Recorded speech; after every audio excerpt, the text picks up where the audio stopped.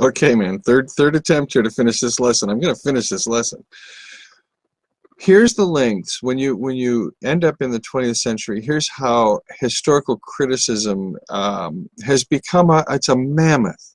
Now, you all know the Sermon on the Mount, Matthew 5 through 7. And it's got quite a history of interpretation and history of interpretation of various texts. And one of the things that's fun to do with a text is to look at the history of the interpretation of the text. And so there are a number of excellent dissertations that have done that on various texts. I have one on the parable of the sheep and the goats, traces it all the way from the early church through the late antiquity into the Middle Ages into the Reformation of the modern period. It's an excellent book on just a history of the interpretation of that particular parable. Now, but the modern historical critical method, Sermon on the Mount, 3 chapters out of the Gospel of Matthew, and you can end up with a book like this that is a doorstop. This is Hans Dieter Betz's commentary. And the pages, my friends, check out the pages, full of texts and tiny footnotes. I mean, it's amazing. 700 pages of commentary, historical critical work on the Sermon on the Mount. Everything you could want to know about pacifism, but we're afraid to ask. No, just kidding. I don't think he goes there or anything. At any rate,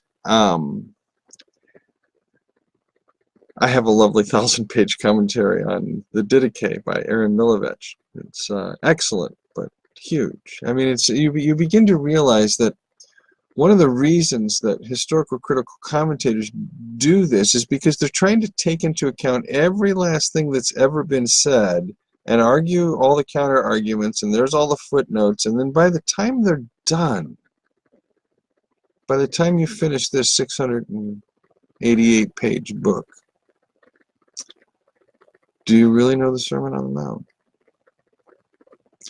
Or is the Sermon on the Mount something to be lived, and through living, gaining knowledge? That's the pietist approach, which I think has a much, actually the Lutheran pietist approach is probably one of the finest that the Protestant tradition ever produced. Sadly, it has also devolved in its various ways since its inception. However, with this historical critical method, you have this approach to texts that's as scientific as you can get. And that's why you have organizations like the American Academy of Religion and the Society of Biblical Literature. And these organizations are dedicated to scientific research on the text. But, as I've said in many, many times in many, many ways, World War II and the events of World War II, the Holocaust, the Shoah, shifted everything rather dramatically and produced the 60s, which produced the 80s, which has produced these last 2 decades. Now, there's shifts that occur in each period because, first of all, in the 60s, you have the rise of the God is Dead movement. Bonhoeffer and Barth are still big figures to be reckoned with, although Barth is becoming passé, according to many in America. He never should have been. They've never even discovered Barth here in America. Christianity is pre-Barthian in America right now. But that shift, that nihilistic shift to the new hermeneutic, the shift in the orientation to language as the result of Bultmann's appropriation of Heidegger and Heidegger studies and the rise of philosophy, the emerging at this time of early geniuses that we won't know for a long time, like René Girard and Paul Ricoeur and Jacques Derrida and others. They're emerging at this time in the 60s, and there's this explosion of revolution in the 70s. Well, it occurs also in biblical and theological studies. You first have the rise of feminism, and the feminist approaches to the New Testament begin to emerge in the 80s, and then as well, liberation theology comes out of this in the 70s, and the Christian Marxist dialogue kind of approaches come out of this whole explosion in the 1960s that will settle in the 1980s with a turn. And that turn was already predicted in the early 1970s. I think it was 1972 by Walter Wink, when Walter was at Union Theological Seminary in New York City, and he published his book, The Bible and Human Transformation. And the opening line of that book is, "The historical critical method is bankrupt." And Walter was eventually dismissed, and because of that statement. Union Seminary faculty could not handle that one of their own had said the historical critical method is bankrupt. Well, Walter turned to Carl Jung, and that would be his kind of approach to things, as he combined historical critical thinking with Jungian psychology. That was Walter's approach. I went through a Jung phase myself in the 80s, and read the entire collected works and scores of books on Jung and interpretation theory regarding Jungian psychology. But when I discovered Girard, I realized the poverty of that.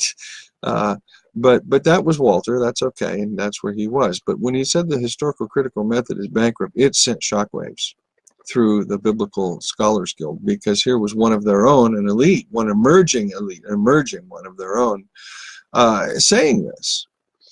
Well, in the next 10 to 15 years, what would begin to happen is you would have these theological shifts out there. Feminist studies, liberation theological studies, black studies began to emerge. James Cone was beginning to write. So you had all of this stuff coming up on the horizon, right, in the early 1980s. And then the shift in the 20th century away from the subject, the concept of the individual, to the plurality, the collective, the system. That's been the shift in the 20th century. It has been a shift away from what René Girard calls the romantic lie, but it has shifted into another lie altogether. Nevertheless, that's the shift to the collective. In the 1980s, we began that same thing now with regard to the appropriation of numerous scientific disciplines, literary disciplines, sociological disciplines, psychological disciplines. I mean, everything burst in the mid-80s, going through the turn of the century with the application of all kinds of new disciplines to biblical studies. It was as though we were looking for the magic key, something to unlock the text with, because we didn't find it in the historical critical method. We didn't find it in the pre-critical thinking or medieval thinking or patristic thinking. We've just not been able to find it. So we're looking for this key, and that ends up producing what we now know as postmodernity. That is, everybody's on the quest for the key, and nobody's found it. That's postmodernity for you. But it all comes back to this shift at the time of the Reformation to ask, what does the text say? What does the text say? Now, if you've been with me long enough, you know that in personal conversations with you, if you're quoting Bible at me and and you're trying to interpret, I'll say, well, what does the text say? The corollary question, I mentioned the Lutheran pietists before. They asked a corollary question. The Swedish Lutheran pietists did, I should say. And that question was actually more important because they were getting at the nub of the matter. They weren't simply asking us to observe the text. They asked this question in Swedish: how does the text mean? How does the text mean? Well, that's a very different question. That's a hermeneutical question.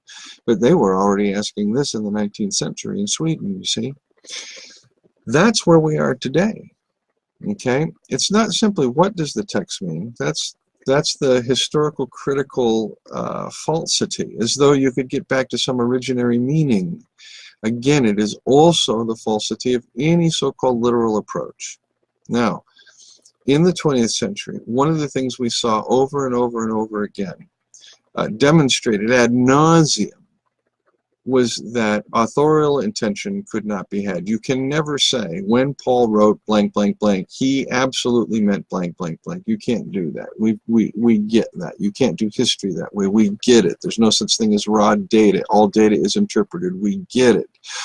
We all have filters and grids by which we read and see and interpret things. We get that ad nauseum, Mr. Foucault and all of your disciples out there trying to pound us in the head with that. We get it. Hello. We just aren't going to abandon the quest for truth. And that bothers the postmoderns. Because what they want to do is they all want to have their own little journey to truth, as though truth is going to come to each of them or one of them somehow, somewhere, and then they're all going to follow that one. And that's all they're doing out there. We're back in the 1960s again. Same phenomenon. Everybody on a quest, everybody on a journey. And they're going to start looking for gurus soon. And they're going to find some. People are going to be all hip about the gurus out there in Protestant Christianity. Mark my words, it's how it works. It's cycles, it's waves. Nothing changes. That's the value of knowing mimetic theory. You understand the systems and the cycles. It's also the value, by the way, of learning how to trade, because you learn waves, you learn cycles. The repetitive patterns that can be observed over and over again in human existence. Now, it is this turn to the Bible that produces modern science, which is why it's kind of silly for modern science to turn around and deride anything to do with Scripture, because in fact it was this approach to Scripture that produced a different approach to the natural world, which is, of course, the rise of modern science, produces the rise of modern science. Today, we live in a world where there are not simply hundreds of thousands, but millions upon millions of interpretations of Scripture, past and present. Everybody and their brother interprets texts now. Everybody and their sister thinks they have the ability to interpret texts. Sadly, when most people go to interpret a text, sadly, they take the easy way or the cheap way out. It is not difficult to read the Bible. It's not difficult to interpret anything in the Bible if you have one small paradigm and you understand that. Everything makes sense. It's whether or not you are willing to engage in an act of trust. Because as I said at the beginning of this series, and I've said in my theological musings this past month, Christian theological positioning, thinking, living, doing, being, and praying does not begin with an act of knowledge or an act of knowing. It begins with an act of trust. It does not begin with, I know God. It begins with, God knows me. And so the authentic subjectivity that comes from that second statement is different from the false subjectivity of the first. The first, I know God, is always projection. We simply project our greatest attributes onto divinity and call it God. That's Feuerbach's argument in his book, The Essence of Christianity, back in the 19th century, which Karl Barth loved and wrote the foreword to. The authentic starting point of trust is, I trust that God knows me, and I am loved. And that is the place that Christian theology begins. It also now, from that place, has an opportunity to engage the intellectual tradition. And it can, without fear. And this is the problem that our conservative friends have with the entire historical critical project, and why they in turn developed all manner of theories of inspiration to prove that the Bible was perfect, God wrote the Bible, and of course 41,000 different interpretations can't be wrong. But they devised theories of inspiration in order to counter this particular historical critical approach to the text that we're beginning to develop in the late 16th centuries, and that's the first time the doctrine of inerrancy also arises. First in Lutheranism, but taken over by Calvinism fast. Lutheranism really doesn't imbibe of that, but it was a Lutheran pastor who created the concept, and the Calvinists glommed onto it and took it everywhere.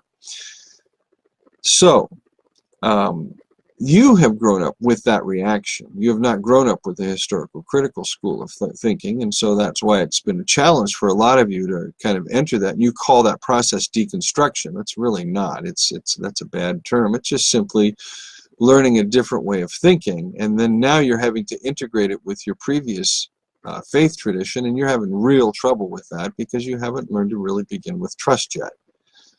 So you just trust that you're loved. That's the gospel. You are loved, and God has demonstrated that in Jesus. That's all you need. Everything else works itself out from there.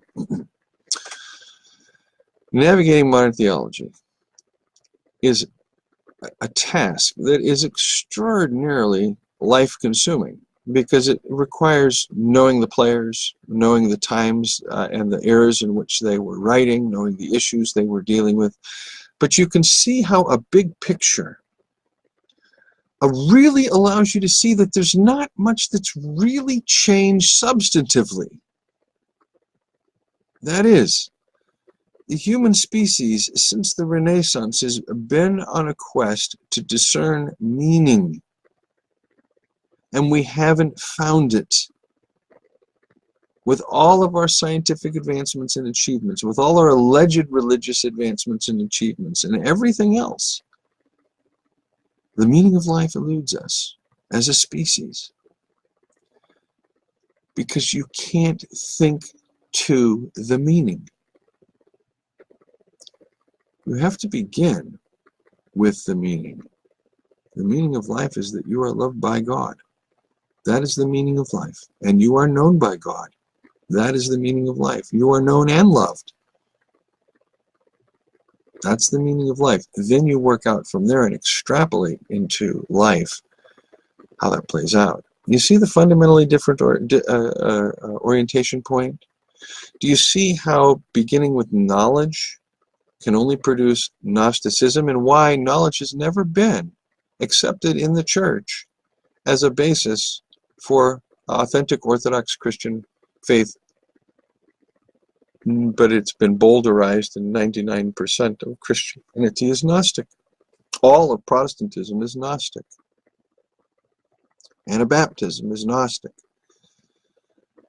Orthodoxy is Gnostic after its own fashion.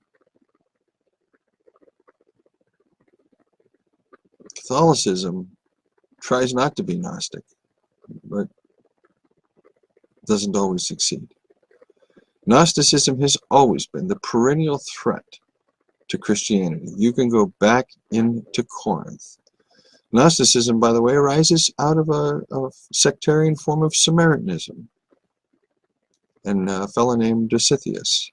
Perhaps you might know someone else named Simon Magus.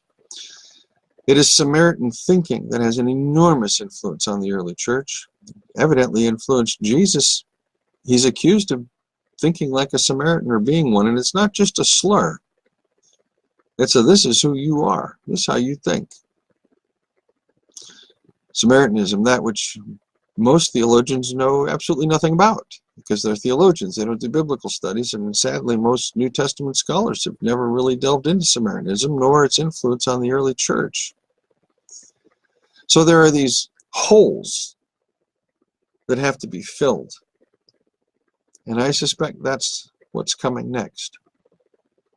And I look forward to some of these holes being filled so that we can move Christianity past or through or back, I'm not sure which, to the message of the gospel, which is non-sacrificial, non-embedded in economies of exchange, to spirituality that has no need for deus ex machina, to an ethics that is absolutely restorative. And you see, you don't find that very many places. For $10 a month, you get it here. All right, man. I'll talk to y'all later. Cheers.